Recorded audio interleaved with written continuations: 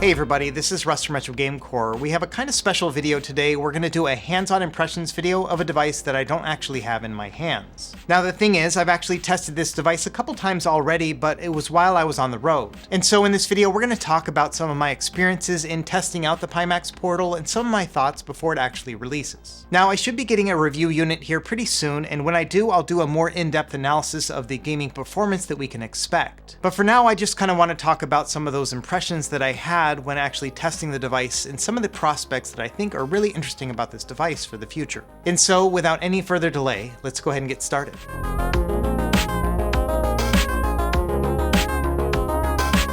Okay, to start, I'm actually just going to stay here on the couch while I talk to you through this whole experience, and then I'll show some footage along the way. Now, the first time that I heard about the Pimax Portal was when they invited me to go to one of their road shows, and they had a bunch of them across the country. Now, given the fact that I live in Hawaii, I didn't assume that they would be coming there, and of course they were not, but they were coming to Los Angeles. And it just so happened that I was going to be there on vacation at the same time they were going to have a big presentation. And so around mid-December, I went over to this arcade called 2-Bit Circus, where they have basically an open bar and a bunch of different VR and arcade machines to play around with. And there they had this joint release party with Newegg and Pimax where they basically showed off the Portal as well as the Crystal, another device that Pimax is working on. Now the event itself was pretty crowded, and so I didn't get a ton of time with the device itself, but I did at least get to test out the buttons and the feel of it overall. And my impressions initially was that, yeah, this thing is an Android-based handheld device, but has these detachable controllers. When it came to the actual button feel, it felt a lot like something you would expect from a Nintendo Switch, so we had a dome-style connection and they were pretty clicky.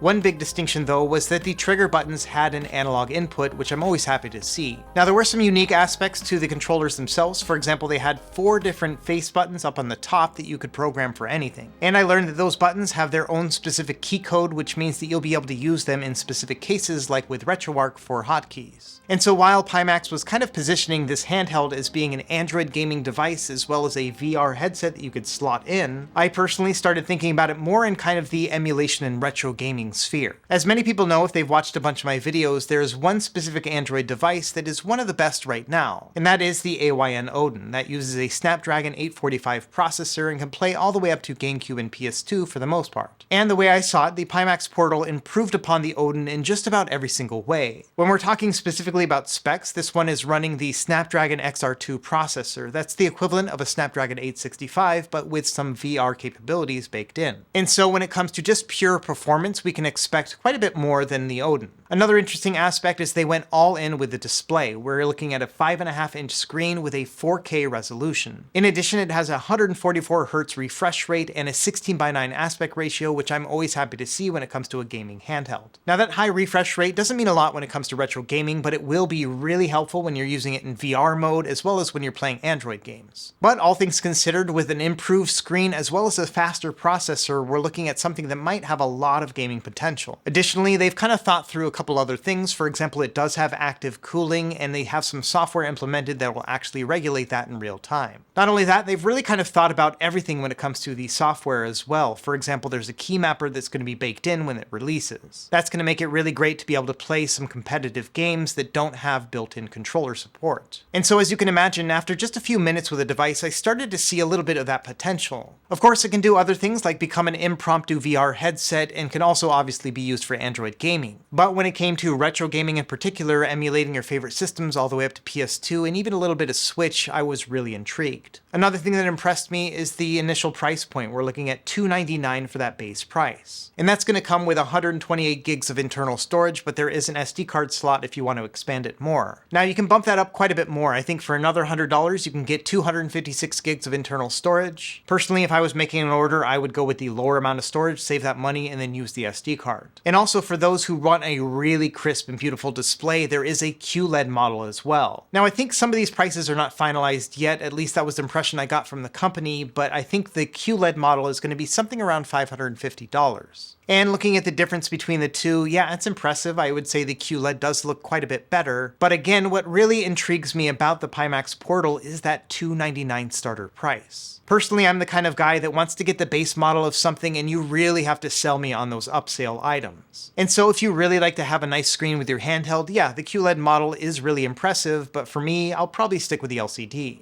Anyway, before I get ahead of myself, long story short, that LA event was pretty cool, and I did get some initial impressions back in December. And if you're ever in the Los Angeles area and you're looking to play some arcade games, that 2-bit circus place is pretty cool. They have a good selection of arcade cabinets as well as pinball machines, and they keep them in pretty good shape. In particular, we played a lot of Cruisin' USA. They had 2 different models. There was one with an LCD panel and one with the original CRT. And it was kind of neat to see both of those side by side, the original CRT in kind of its old school glory, as well as that updated LCD. Now, after I got home from Los Angeles, I thought to myself, well, I'll do a quick impressions video, but I don't really have a lot of data just yet. But then it turns out that Pimax was going to be at CES, which I was leaving for the following week. And so we did it all over again. I went and I met up with Pimax at their booth at CES, and I spent a lot more time this time around. I think by then I had kind of started to appreciate that price point and the quality we were going to get, and so I wanted to dig a little bit deeper. Not only that, I had an opportunity to sit down with the CEO of Pimax itself and kind of talk through what it's like to be a retro gamer and my perspective. My overall impression is that they had their finger on the pulse when it came to VR, and a little bit with Android gaming too, but retro gaming was still uncharted territory for them. And so I kind of talked through some of the things that are really important for retro gamers and why the Pimax Portal has a lot of potential. And I would say it was probably an eye-opening experience for both parties. The CEO learned a little bit about my perspective and what I found important, and at the same time I learned a little bit about the thought process at that kind of higher level when actually rolling out a handheld. For example, one of the things we talked about in detail is the D-pad on the left side. Right now it has a 4-button configuration much like you would find on a Nintendo Switch Joy-Con. And that makes sense for the purpose that they're thinking about, which is to pull the controllers off, then flip them on their side, and then play them like that. That's going to allow you to use both of those controllers for 2-player gameplay. But the thing about that is that it removes the cross-style function of a D-pad.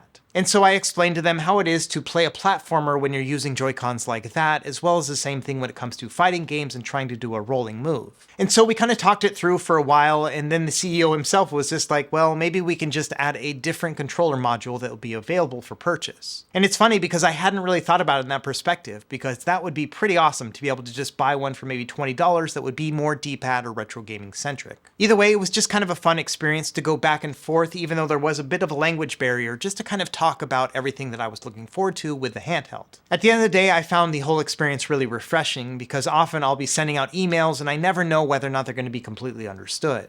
But at least as a result of this one meeting, hopefully we'll get a little bit more of those retro gaming features that I'm hoping for. Now, in addition to the handheld itself, as well as the VR headset, I did learn about a couple other accessories that are on the way. To start, they're going to be offering a dock with the Pimax Portal, so think of it like a Nintendo Switch dock. You can plug this thing in, pull the controllers off, and start gaming just like that. And of course, because this is an Android device, you could go ahead and connect it to Bluetooth controllers as well. And so I think when it comes to things like couch multiplayer with retro games, there may be some potential here. Now the thing is, with a dock solution in Android, it's never quite as perfect as it might seem. And a lot of that has to do with the development side on these Android emulators. It just isn't something that a lot of these developers think about, using it as docked or with a controller and swapping between the two. And so because of that, many of the emulator interfaces are just not quite conducive to that Switch plug-and-play kind of experience. And so I would say don't expect that whole Switch experience, but maybe something close to it over time. Now, another thing that I found interesting that they have in the works is something that they're calling the Pimax Portal XL. And this essentially is going to be a larger screen. I think it's going to be around 9 inches altogether and much more ergonomic and larger controls. And the idea here is that you'll take the Pimax Portal itself and slot it into that larger handheld, and also that handheld will have an additional battery as well. And so essentially you're going to be able to extend the battery life of your Pimax Portal, but also have something that's a little bit more like a Steam Deck experience. And this again was something that I hadn't really thought about before, but the more I thought about it, I was like, yeah, that's a great idea too. The way I kind of see it rolling out is that people are going to buy the Pimax Portal and its 5.5-inch screen and kind of treat it like a Nintendo Switch Lite. After all, it's going to be about that same size altogether. But I think over time, I think people are going to start looking for an upgrade, and maybe they're not ready to buy a whole entire new device. And in that regard, I think the Pimax Portal XL might be a great solution. They'll be able to plug this up and have a whole new experience while not having to pay the full price of a new device. And so I'm kind of excited about that prospect as well. And so wrapping things up here, I am actually fairly excited about the Pimax Portal. I think that Pimax is being fairly ambitious about everything. It's almost like they're trying to hit every single wicket in one single handheld. And personally, I don't think they're going to hit a home run with every single aspect. For example, I'm not really sure that slotting in a screen into a VR headset is going to be the same as a dedicated headset that's actually made for VR. And so I do think there are going to be some compromises along the way. But at least as it stands right now, as long as they hit most of these as a home run, we should have a hit on our hands. And so in the end, if we do get an Android-based handheld that has this nice screen resolution, the 16:9 aspect ratio, and a powerful chipset, and we can get it at a base price of $299, I think this is going to be a hit. And so let me know what you think in the comments below. Is the Pimax Portal going to be the one for you, or are you going to wait for something else? As you can imagine, there's going to be a ton of handhelds coming out this year, and so you're going to have a bounty of choice here in the coming months. And as I mentioned before, I should be getting a review unit here pretty soon, and so I'll be able to do some emulation testing and show you what it's going to be like. As always, thank you for watching, and be sure to like and subscribe if you found this helpful, and we will see you next time. Happy gaming.